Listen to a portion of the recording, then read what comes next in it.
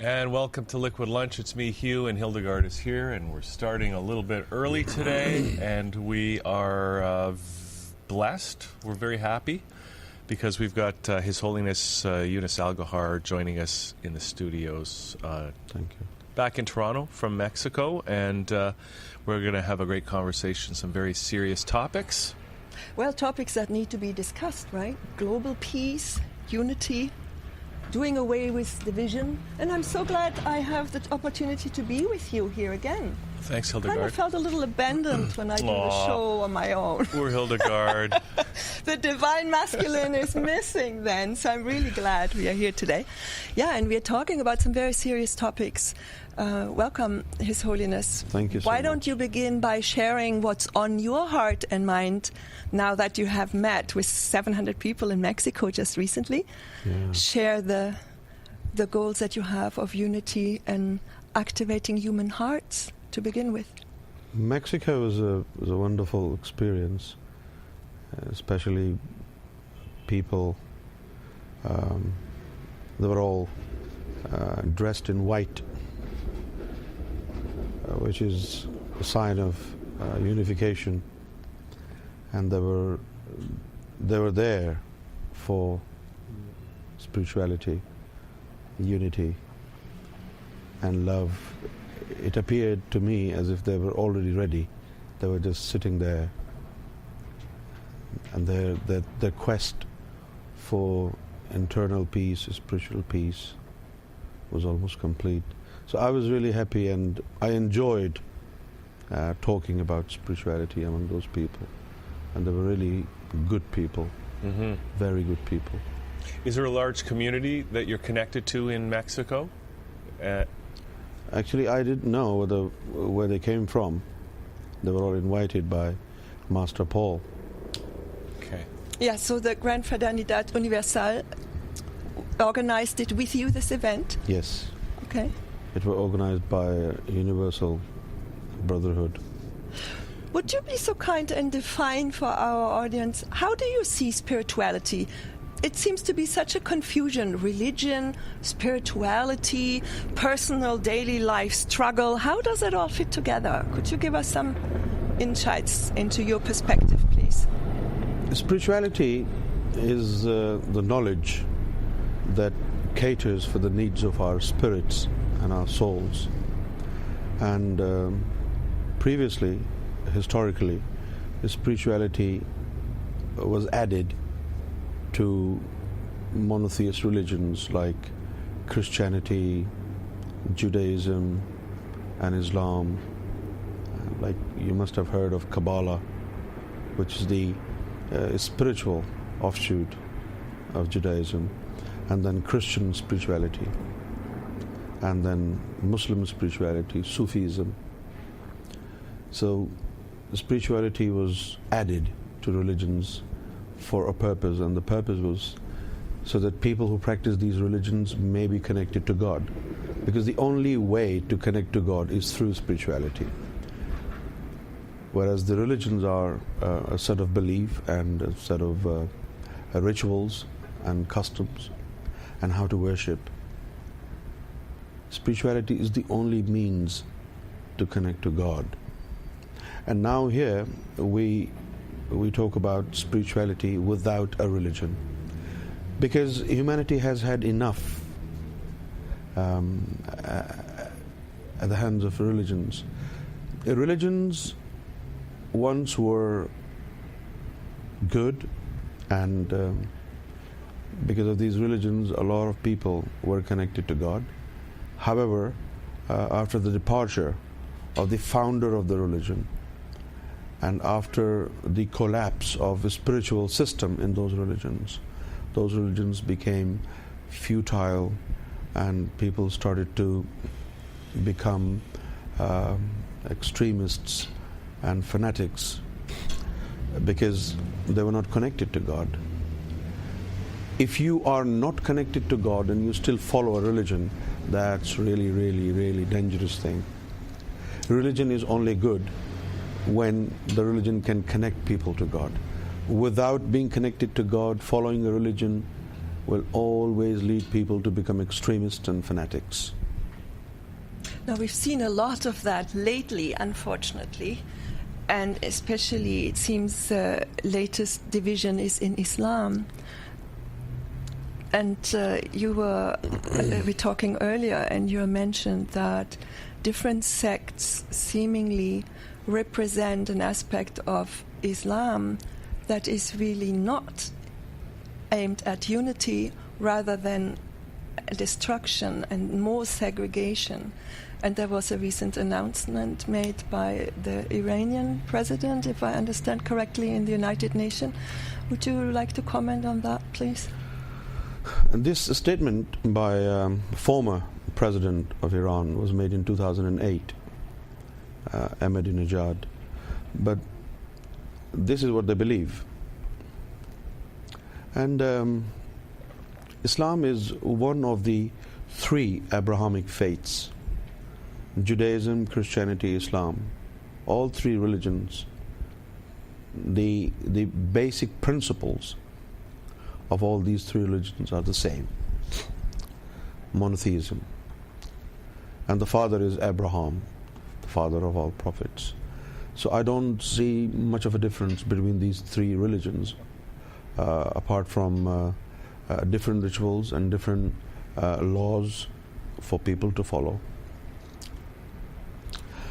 Like I said, these religions have always been good as long as the spirituality was still there and was playing a pivotal role in the lives of people. But since the collapse of spiritual system in each religion, people did not get connected with God.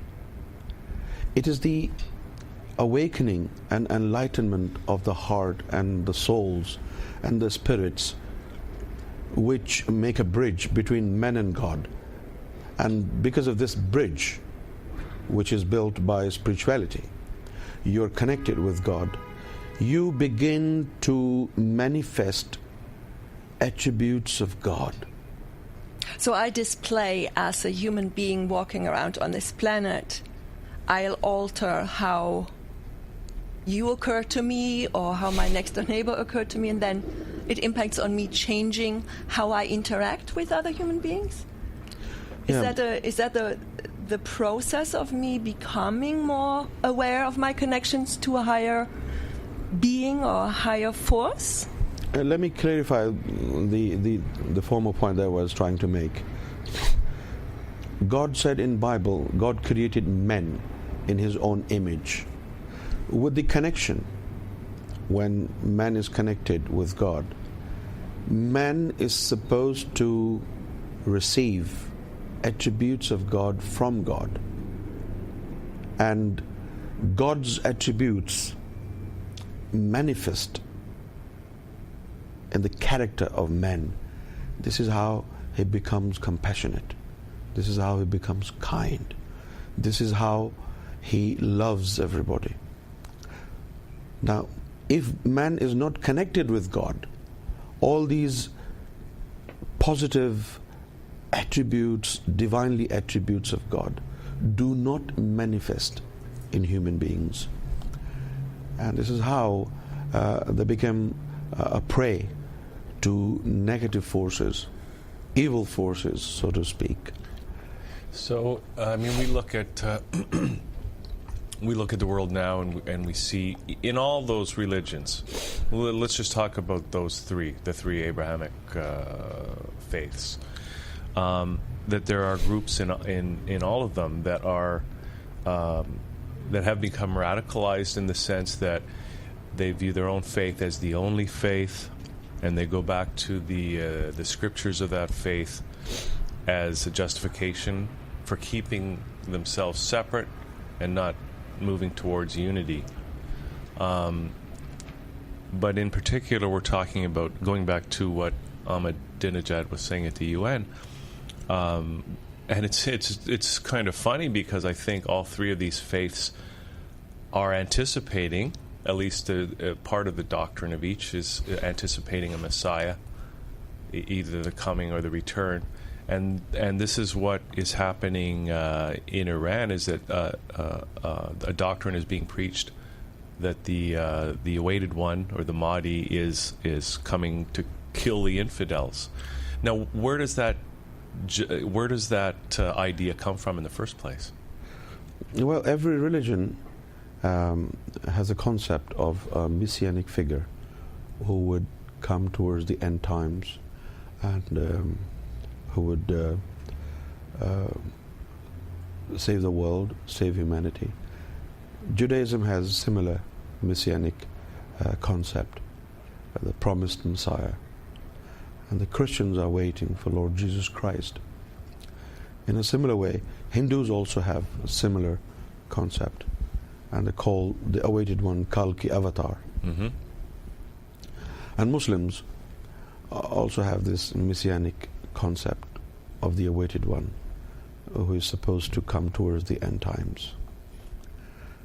So what I personally believe through my spiritual experiences, I do not see 3 or 4 different awaited ones with the same spiritual divine caliber coming to the rescue of humanity. What I understand is one personality which has been given different titles in different religions. However, this one personality is not an exclusive personality for any one particular group of people or one particular religion. The awaited one is for the entire humanity, and his message will be love and global peace. He is not going to kill anybody. He is not going to help any one particular religion to prevail over all other religions in the world. What Ahmadinejad has been saying, Ahmadinejad comes from an offshoot of Islam, which is Shiaism. Basically there are two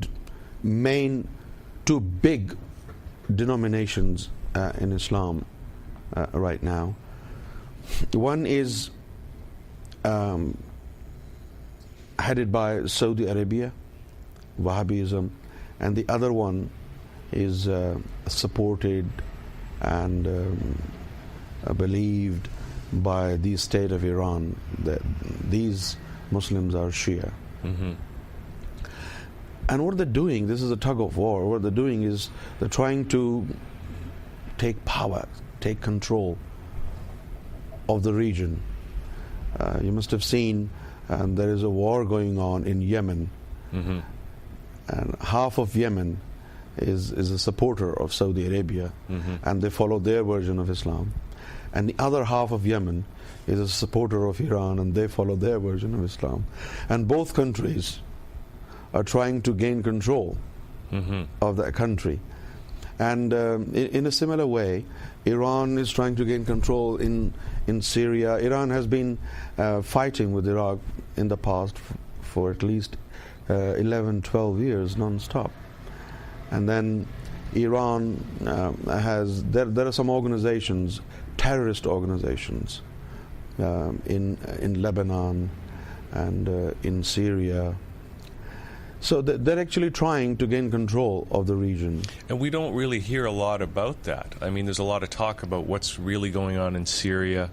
I mean, people blame the U.S. For what happened in Iraq and all that sort of thing. But recently I've heard, and partly from you guys, is that it is, at least one aspect of it, is a game between Saudi Arabia and Iran for control of the region, and perhaps even using the Western powers as their puppets to establish their own control in the region. And maybe you can just, for people, because a lot of people, I think, may not be used to the concept, but just tell us what the Wahhabism is exactly, and what Saudi Arabia is doing in the region. Well, basically, Saudi Arabia or Wahhabism hasn't directly threatened the Western world, not directly. However, Iran has been threatening the West, especially Israel, directly. And it's really bad that Iran has been using Imam Mahdi's name the awaited one, his name to their own fabricated agenda, that when Imam Mahdi comes, Imam Mahdi will support Iran and they will destroy the little devil, Israel, and America, the bigger devil. This is their understanding. Now, where does that come from? Is that are they able to look at the Quran and say that the Quran says something to that effect? Well, when Quran was revealed, there was no America on geography, so Quran can never say America is a devil. Well, the different question is, what was Muhammad actually trying to do when he wrote the Quran? There's those who claim that the Quran was actually a cosmic knowledge which went way beyond how to get along and play nice on the planet, but it was to enlighten us about a bigger universal picture, and that the message actually was hijacked and was then only limited to those people who could actually read the Arabic language. What is your take on that? I'm wondering whether there is some truth to that or not. I mean, it makes sense to me that maybe when you look at all the avatars that came and taught peace and love and compassion, all of them somehow said the same thing, but it got always somehow manipulated, diluted, watered down. And it turned out to be just a continuation of the oppression of the average person, which is still going on today. We think we're living in modern times. I don't think so.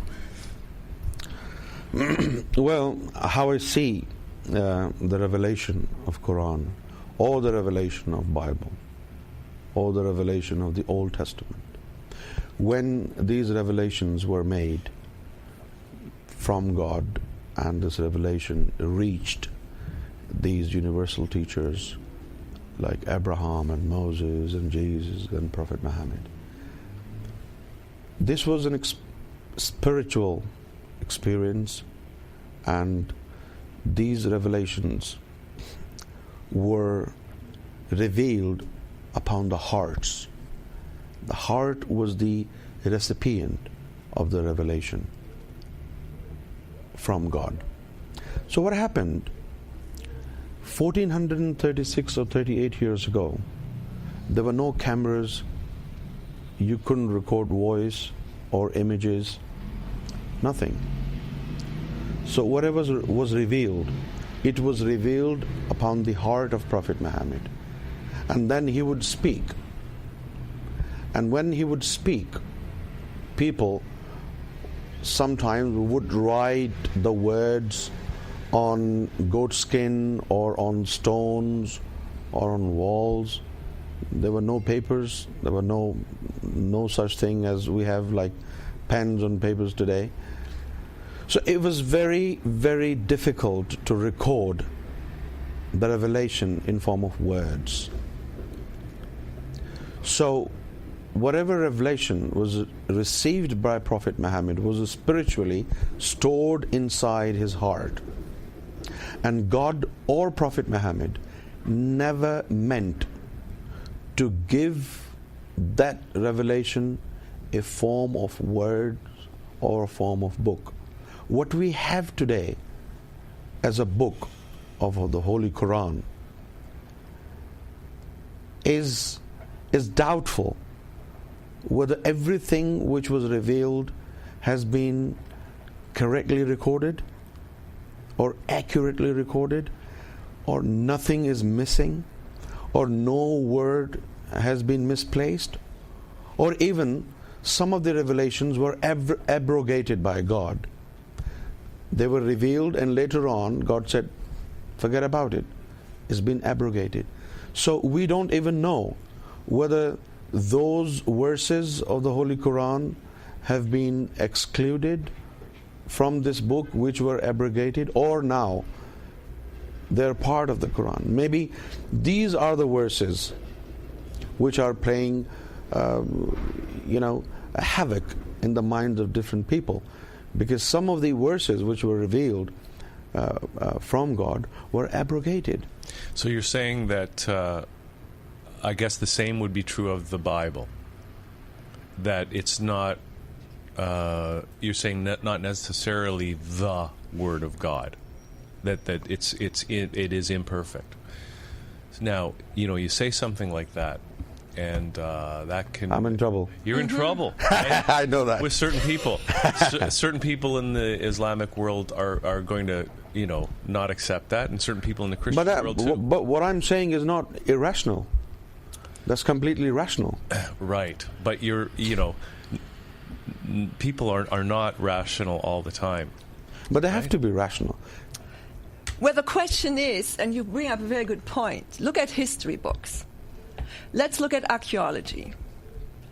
There are people like Michael Tillinger, we had him here on the show, Michael Cremo, who wrote the book Forbidden Archaeology. There are people all over the world. I think there's even an archaeologist from, was it Bosnia? Who moved to the US, had his construction business, and then discovered this huge pyramid in his hometown at some point later. And there are many, many people all over the planet saying history is written by those who knew how to write and knew how to spin. Well, I'm trained as a journalist, right? So let's just leave that there for now. Let me just add one more sentence. Yeah. I was saying it's completely rational to understand that there must have been some kind of adulteration or alteration. This is the reason why there's so many different versions of Bible. And even people argue over the interpretation of, and it's been translated, and I mean, interpretation is one thing. Interpretation is to do with understanding. How do you understand? How do different individuals understand that? And then they interpret it. But I am talking about the authenticity of the original text. Right? Now, we have different versions of Bible in which a lot of words differ, and this is because it has been adulterated. Well, this is what the historians say. The archaeologists, the historians say a lot of our knowledge, or the stuff that we have been given over our lifetime, just let's stay with this lifetime, okay, the last 100 years, let's say, how much of this is really true? Because when people have, and there have been many people here in this studio alone who had what they call a spiritual experience, they claim that nothing out there in their typical day-to-day life made sense anymore. They had to quit their jobs, they had to do different way of feeding themselves, they dressed different, they cut their hair or grew it long, whatever. And then they got judgment and reprimand from the world around them, their immediate community. And so the question is, were these people then touched by God?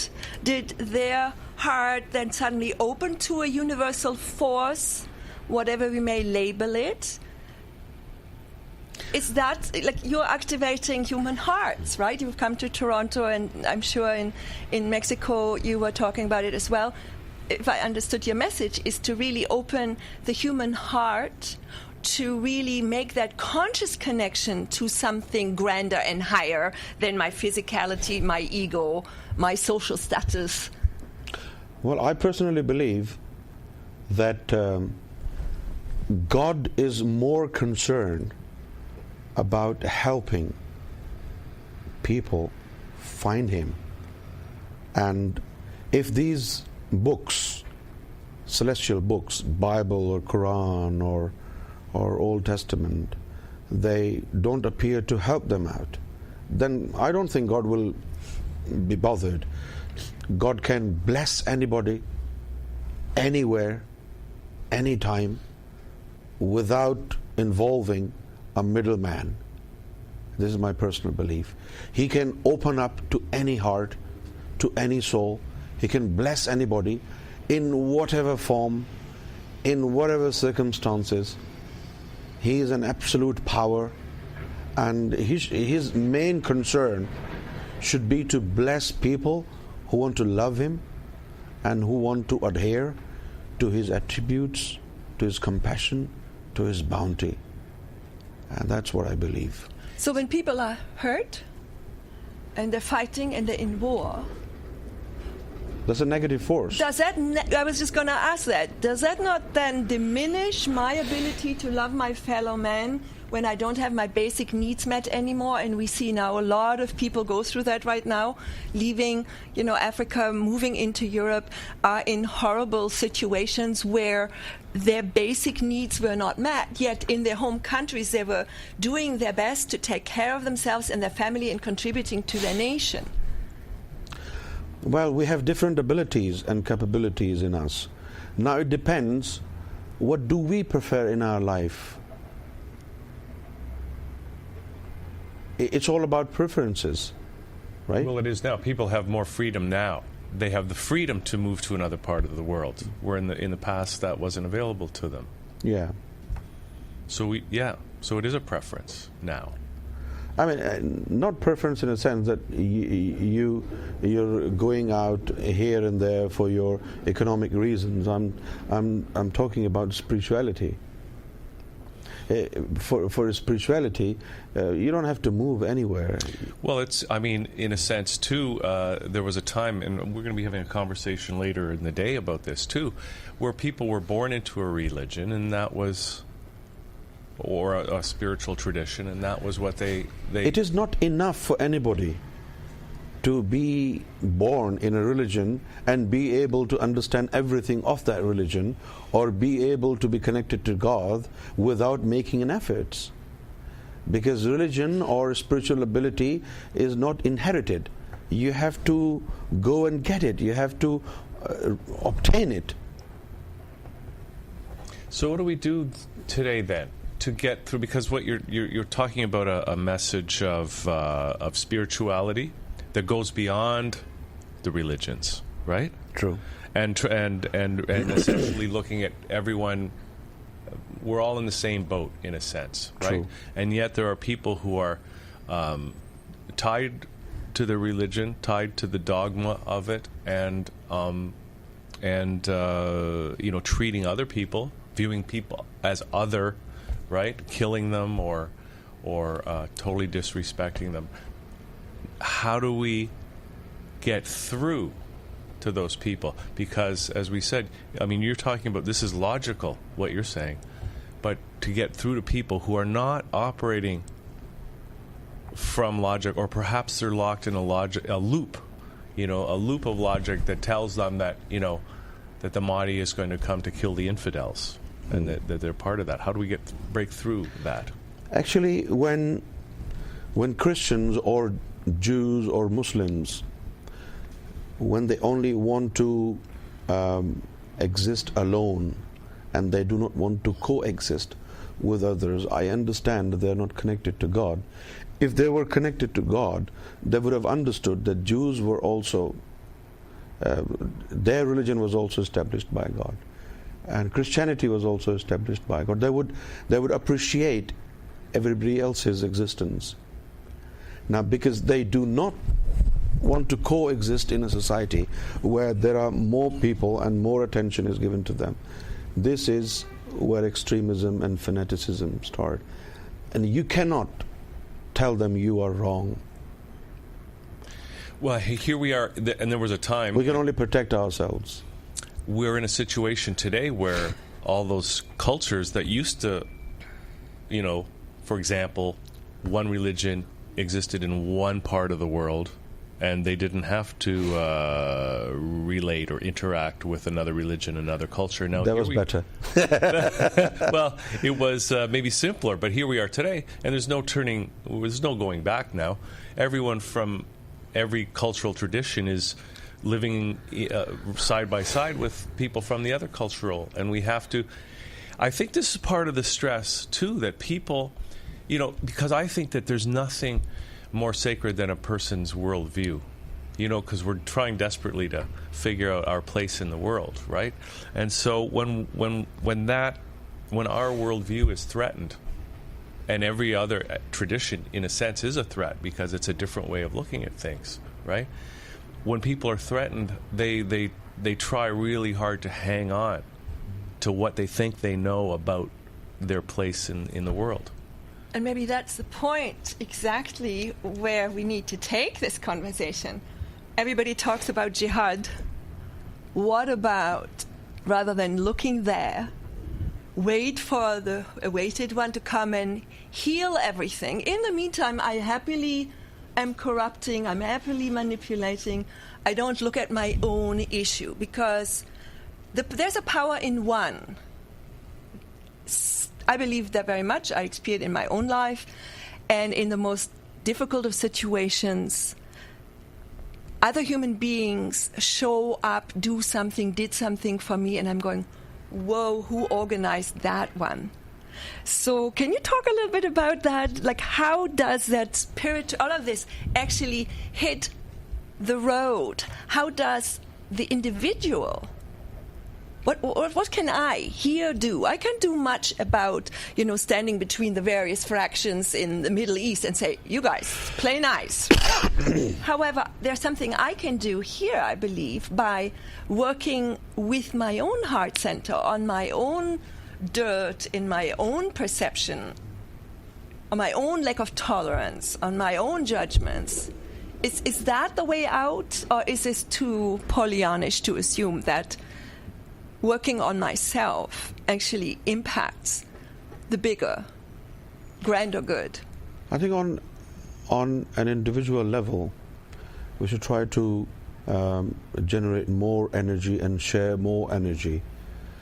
If we have positive energies, we should not confine it to ourselves. We should share it with others, so that they may also reap the benefits of the divine energies and positive energies. Maybe when these energies hit their heart, they might change their philosophies or their understanding.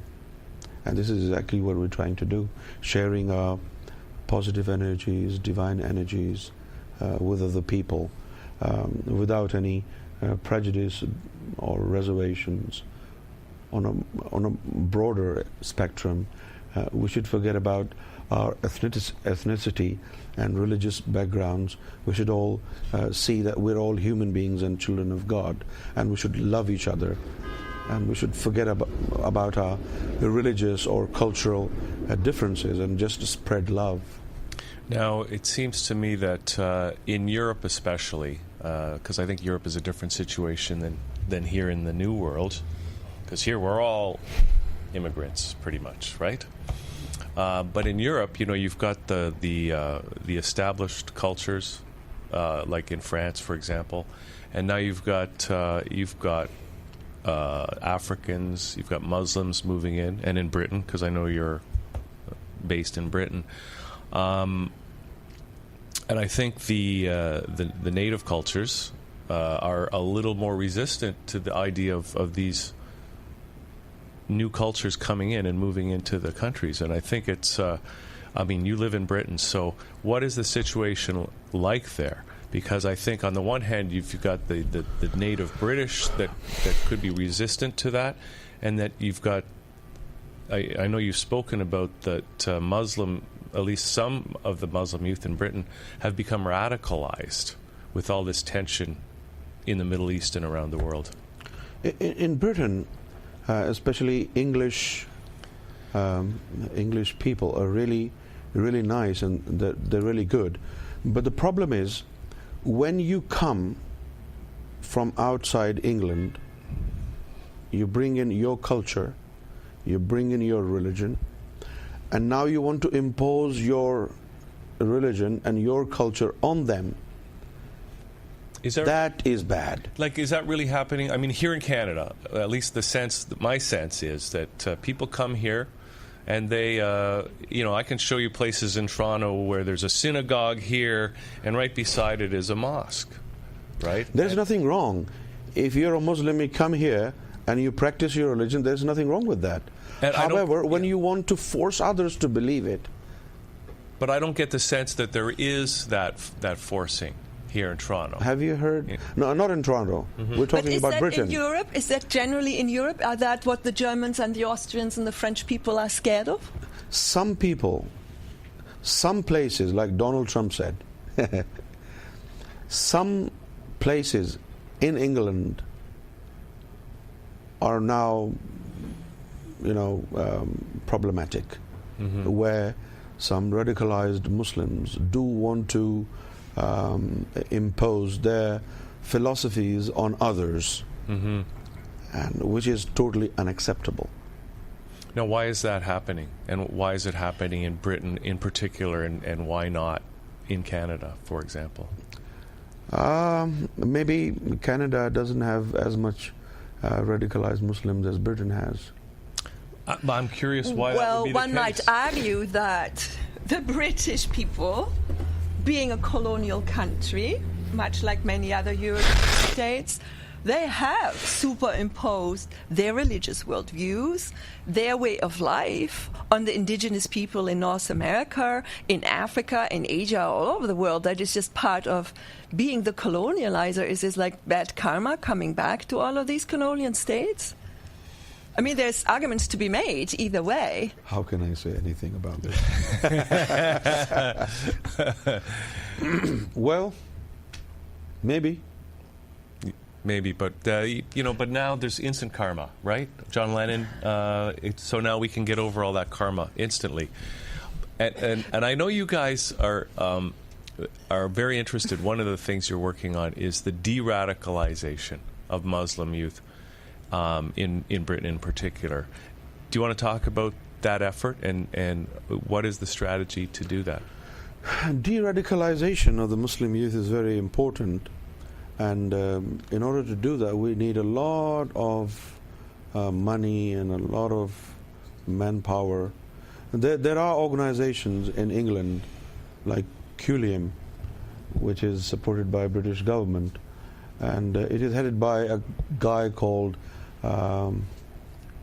Majid Nawaz, and he's an ex-jihadi. Yeah, he used to be a fanatic, and he used to be an ex-jihadi.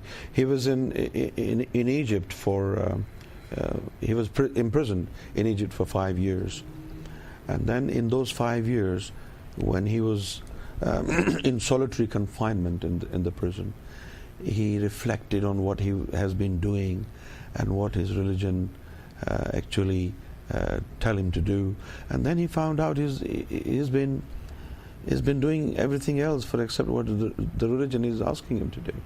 So I don't know how he got de-radicalized, maybe due to God's help or his own understanding or whatever, but now he's leading a group called Culium in England, and it's government funded, and they give lectures, they go places.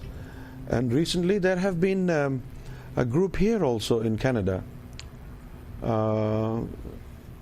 Islam needs reforms, something similar. And it is also supported by that group in England, Culium. So they're working hard. And these people are trying to say to the Muslim that Islam needs reforms. And reforms in a sense, I mean, I don't agree with this, because what they think is part of Islam is not part of Islam. When you say Islam needs reforms, you're saying this is bad. But what is bad is not part of the religion. It has been concocted by different groups of people. So it's not a reform, it's just what's needed is an understanding of the true nature of the religion. According to the Quran, according to Islam, according to Prophet Muhammad, killing one man is equal to killing the entire humanity. Islam does not support killing of people. These people who say kill infidels, do this, do that, there is no such thing in Quran or in the traditions of the Prophet Muhammad. So, but we're seeing, and we're going back to the Wahhabi, which is a sect of Islam, or one strain of Islam. A dangerous one. Yeah. So, what is then the true underlying motivation for that? Is it really just a political posture? Geopolitical. Let's talk a little bit about this geopolitical aspect, if we can venture there.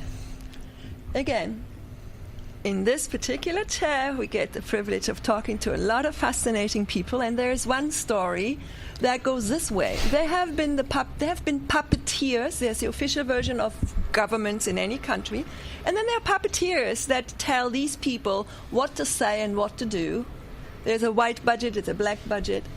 And there are accusations made that the Saudi Arabian, or factions in Saudi Arabia, are part of this community, and that the West is just as guilty about for financing, supporting terrorist groups globally, not just in the Middle East.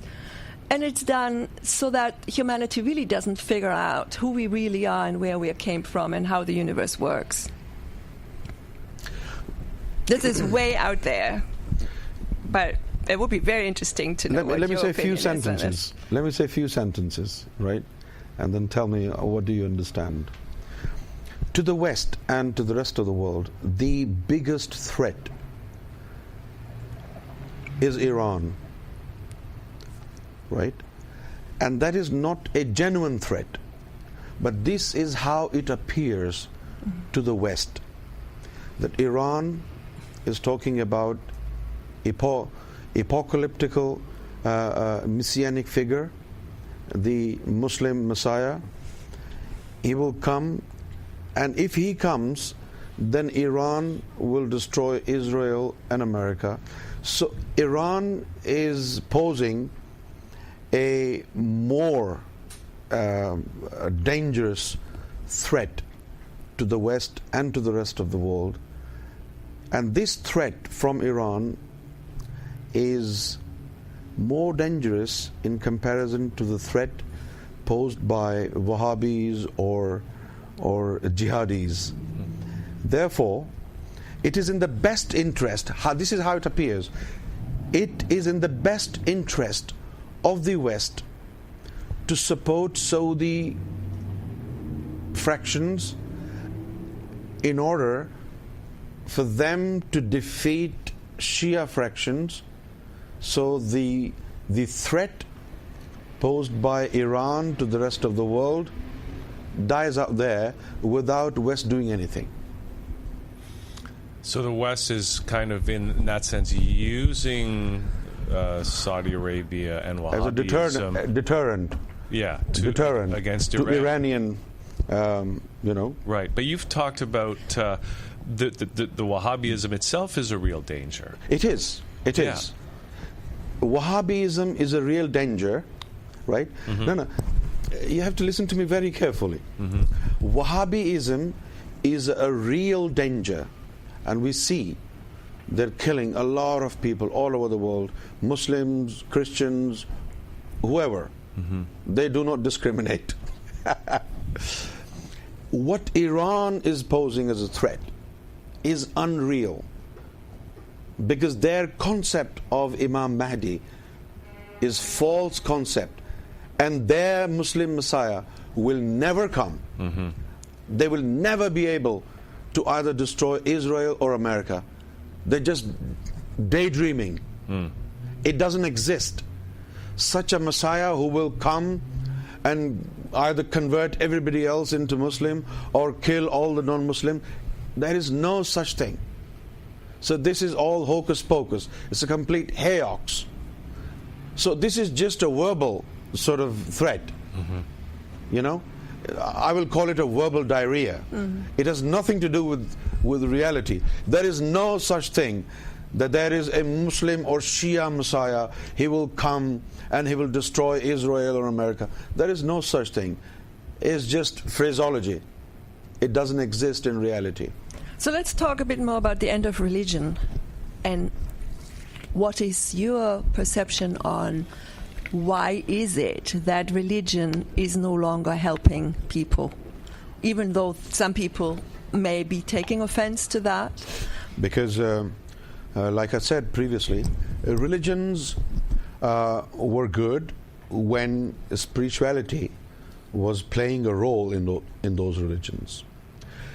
The set of beliefs, the set of rituals or customs do not connect anybody to God. So what do you say for the real believer, the Muslim, the Christian, the Jew, who goes to their place of worship and that's all they've known and they live their entire life like that? That is very shocking to somebody who's really deeply immersed in this worldview, as you said. Yeah, it's shocking. What do you have to offer them? And why would they listen to you? Because, quite frankly, you could offend people seriously with what you just said. No, they don't have to listen to me. But where do they go? What do they do? How can they connect to their God now? They should see if their practice of worship is really helping them. They go to the mosque, they go to the temples, they go to the churches, but nothing is changing in them. They're not becoming pure, they're not becoming spiritual. Every time they go to the mosque, when they come back, they bring more hatred in their heart. They want to kill more people. If they were connected to God, they wouldn't be increasing in hatred, because God loves everybody. Whether you're a Jew or a Christian or a Hindu or a Sikh, it doesn't really matter to God. Everybody is created by God, and God loves everybody, regardless of the religion that he practices. So every time a person goes to a church and he brings in more hatred in his heart, and he wants to kill more people, or he wants to suppress more people, or he wants to oppress more people, it simply means he's not connected to God, and the practice of his worship is not being fruitful, is completely futile. I don't ask people to believe what I'm saying. They should look into their own life. Is going to mosque or church, or is worshipping, which is done in these worship places, helping them out, making them a better human being?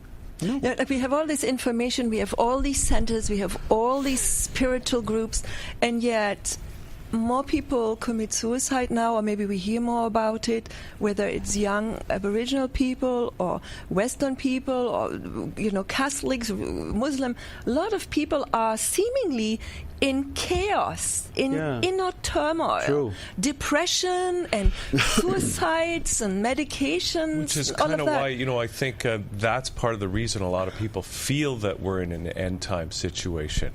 And why people are feeling that it's, maybe the only way out is some sort of a Messiah to come. To be rescued by somebody yet again? But wouldn't that be totally disempowering? You see, like I said, spirituality has been in every religion. Kabbalah is a Jewish spirituality. It's not my voice only. It's the voice of every religion. Every single rational spiritual person in every religion, he talks about love and connection with God. Yeah. Only the people who follow Kabbalah in Judaism will talk about love and embracing everybody. And then spiritual people among Christians, they will talk about brotherhood and love. In a similar way, Muslim Sufis, like Rumi, they talk about love. It's not my voice, it's the voice of his spirituality, and everybody who follows his spirituality, no matter what religion he practices outwardly.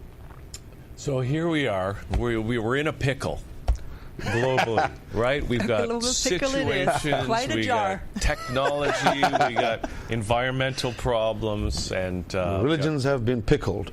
Exactly, and we've got radicalization, all over the place. So we have about 10 minutes left. Let's talk about what we do about it.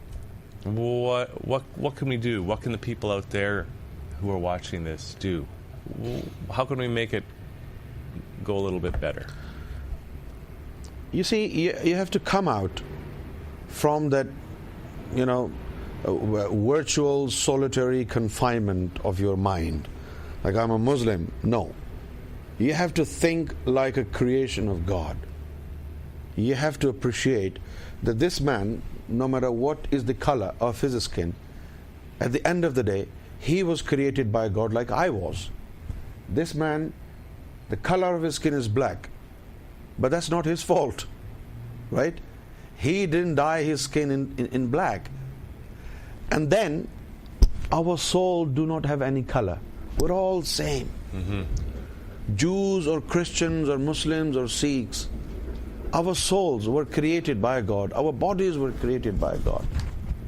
But these religions and contemporary adulteration in religions, and actually religions have now been added with a sort of a fiction, fantasy. Everybody wants to rule in future. Like people now, religions want to become superpower. Like America is superpower, Russia wants to become a superpower. In a similar way, Saudi Arabia and Iran also wants to become a superpower, but because they don't have anything. They have no industry, they have no resources, so they are exporting terrorism.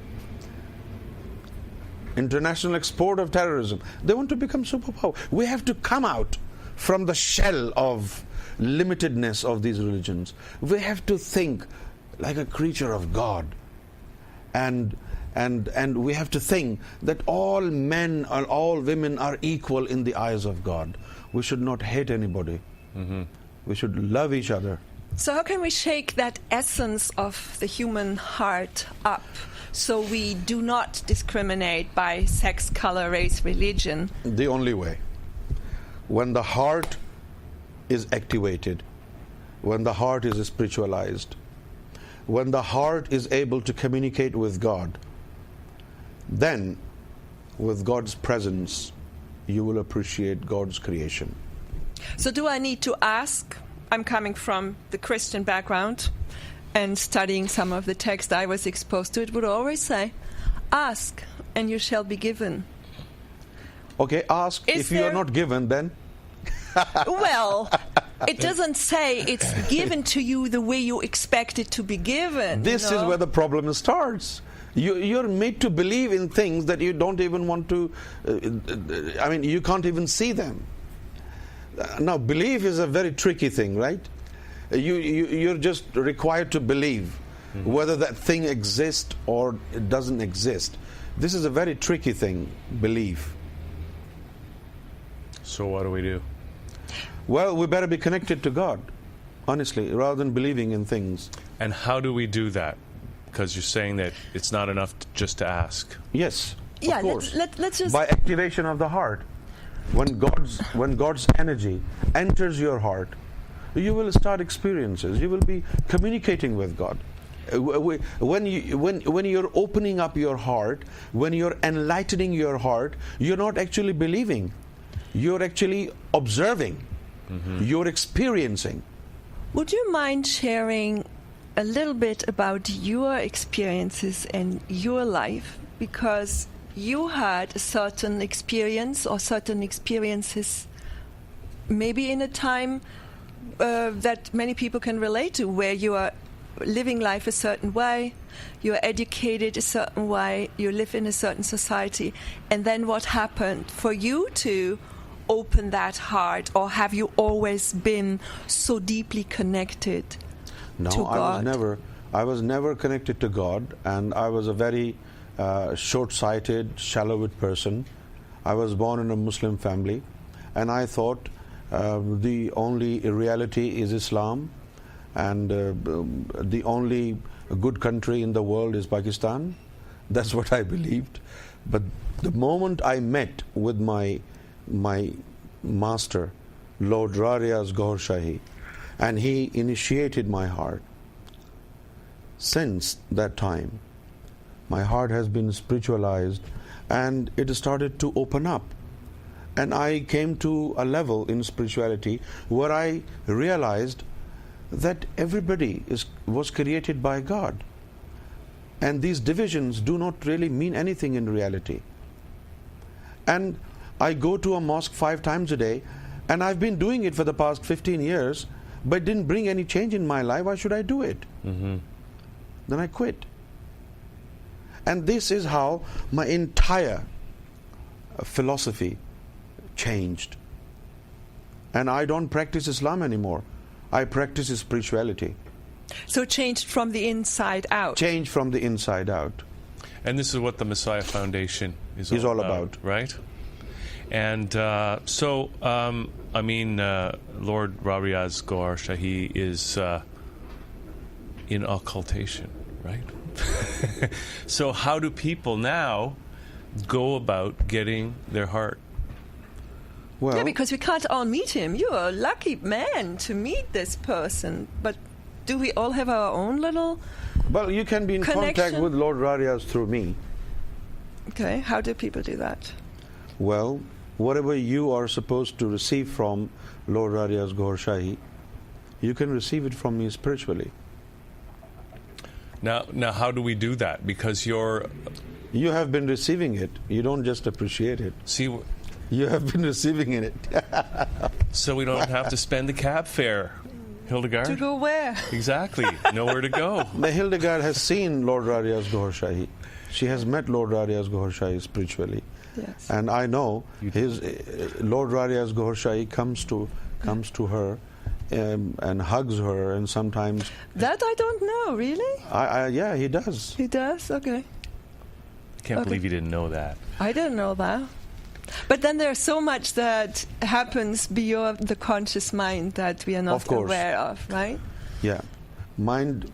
In spirituality, mind cannot grasp everything that happens to the soul. So how can that happen to those Muslim youth and anyone else in Britain and elsewhere who's getting radicalized, to those ISIS soldiers over there in Iraq? De-radicalization Yeah. is all about giving them correct interpretation of their religion.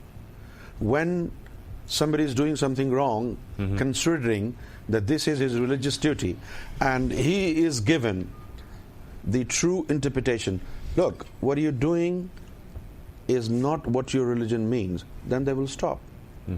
I heard something, and I'm not sure it's accurate. Apparently, there were 10,000 soldiers in Saudi Arabia who had to go somewhere on a mission. I heard this too. And they put their stuff down, went to their barracks, put their civil clothes on, and left. Is this fact, or was this just fabrication? I think it.